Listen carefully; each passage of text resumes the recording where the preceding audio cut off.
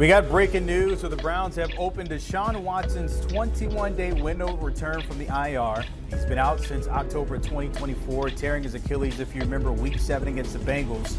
Watson had suffered a setback in the recovery in January and then re-ruptured the Achilles tendon, but the Browns will have until Week 17 to activate him from that IR, or he'll miss the remainder of the season. So many questions in short time here. I want to welcome in our NFL insider, Jonathan Jones. And JJ, the first question when it comes to Deshaun Watson, is there a chance that he actually plays this year? This is out of nowhere.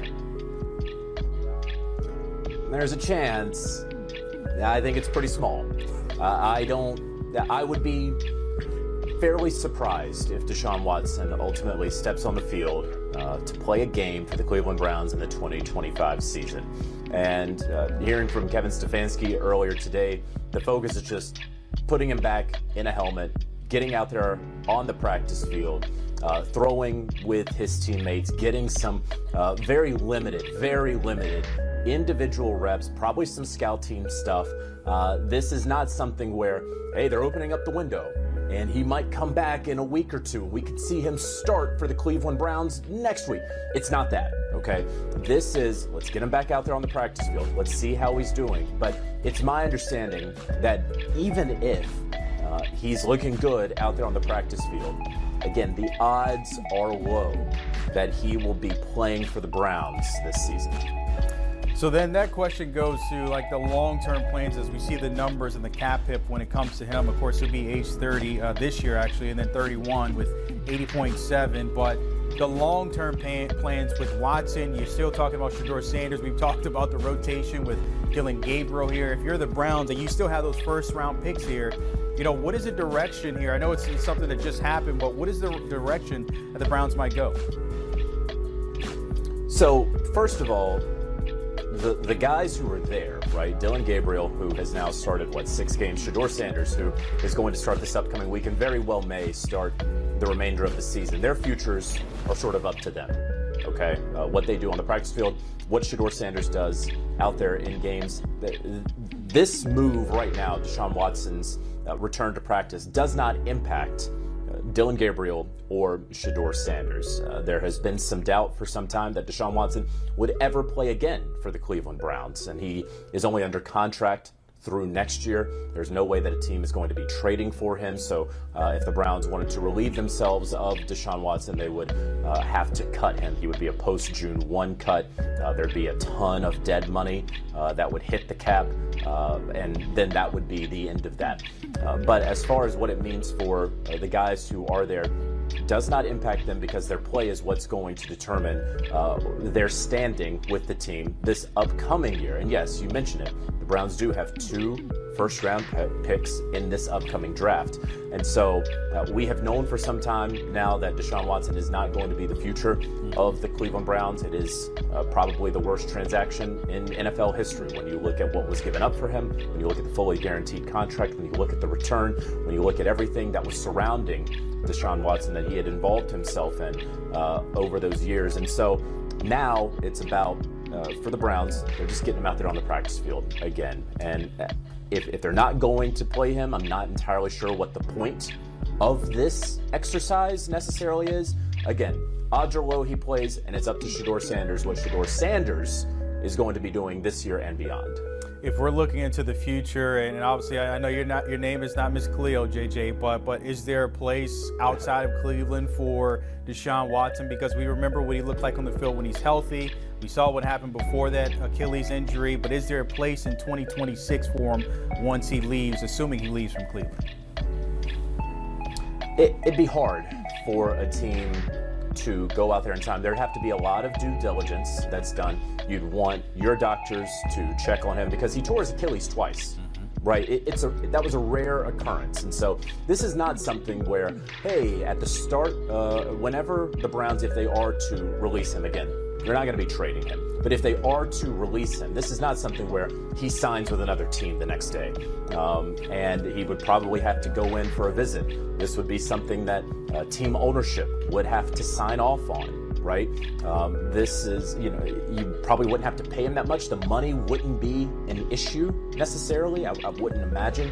As far as naming a team, that's impossible to do right now. But the mechanics of it, what it could look like, if he is to play in his age 31 season in 2026, that's what you would see take place over time. Maybe where a team would sign him in the summer after some injuries, perhaps. But I don't see him, if and when the Browns do release him, that some team is going to jump to sign Deshaun Watson at the start of the new league year. We will see there. Jonathan Jones, appreciate you joining us on the breaking news of the Browns opening the 21-day practice window for Watson there. And speaking of Watson and all those injuries, it's a number of them there when you take a look at what he's seen over his career since coming from Clemson, winning that Natty. One of those prospects that could have been the franchise piece. We saw it in Houston and coming to the Browns. Take a look at it. Since 2017, the ACL tear, the back in 2019, the rotator cuff, the scapula fractured shoulder, and then those torn Achilles in 24, and then the re-injury in 2025. JJ just said it there. He will be 31 in 26, so we'll see what happens with Deshaun Watson. The 2-11 Giants have had their fair share of issues this season. Eliminated from playoff contention already, fired their head coach. So who shoulders the blame? Giants GM Joe Shane is raising his hand and taking accountability, especially when all the types of questions are being thrown his way from the media. They're coming in hot. He's answering them just like this. What do you view as your part in 5 wins in the last 30 games? Because you said it starts with me. Yeah. But what specifically do you think you have failed on, and how is it translating in losses on the field, where you say, is it drafting? Is it free agency? How do you view it? How do you? It's 5 wins the last 2 years, Pat. It's not good enough. It's not good enough. Like, you can go through, I'm not going to make excuses. It's not good enough. I don't want to go through individually, different scenarios. There's context to a lot of things, but it's 5 wins. It's not good enough, and we've got to get better. Do you agree it's fair to talk about the details a little bit, though? Because, several coaches have lost their jobs now because they weren't good enough. So what is your part specifically? Yeah, it's 5 wins, Pat, and it's not good enough. It's the gold standard. It's still the New York Giants, and the greatest city in the world. Flagship franchise, great ownership, young quarterback. I'm excited about it. I'm excited about the guys who are here. Have I screwed up? Have I made mistakes? Absolutely. Absolutely. But I'm not going to make the same mistake twice. And we're going to continue to get better. And we're going to look at everything. Everything. Coaching, coordinators, strength, every single thing, every part of the organization. And we're going to do everything we can to get this thing going in the right direction.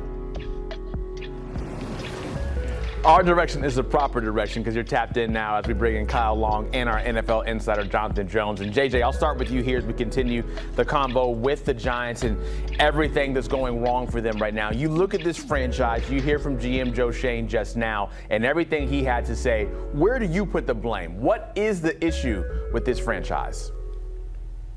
Well, there's no one singular issue, right? It's going to have to start obviously with ownership, who makes these decisions to who to bring in, right? Coach and GM. Excuse me.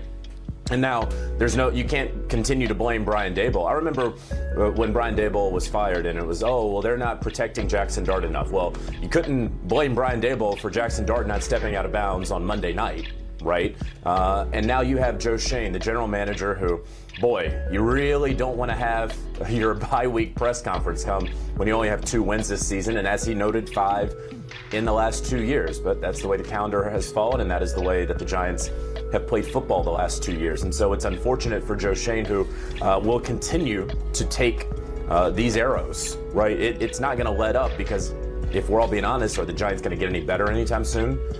They were thoroughly manhandled on Monday night against, a better team. And maybe that win and how they won said more about the Patriots than it did about the Giants. But Abdul Carter, your top pick, is missing multiple meetings. Jackson Dart can't protect himself. You can continue to bring up a young nucleus of talent, but you're not competitive out there on the football field. So you ask where the blame lies. It's everywhere, but the sort of last man standing is Joe Shane, who his contract runs through next season. It has been said by ownership to be safe. But like anything, you got to play these games, and could decisions change over the next 4 or 5 weeks? Absolutely. Yeah, you know what, JJ, I don't get to argue with you as often anymore because we don't work together on Sundays, but I'm going to push back a little bit. I'm going to say I do love the young nucleus of this football team. And while there are only a handful of teams, as you and I understand and covered for so long, that are really enjoying success week to week, year to year, the Giants are one of many franchises that have had a stroke of bad luck, some bad decisions, some ownership decisions. But I do love the young nucleus of this team. When I watched the way they got manhandled the other day, I mean, it just was evident that this team is just not in the same category as the Patriots, but injuries to their star players.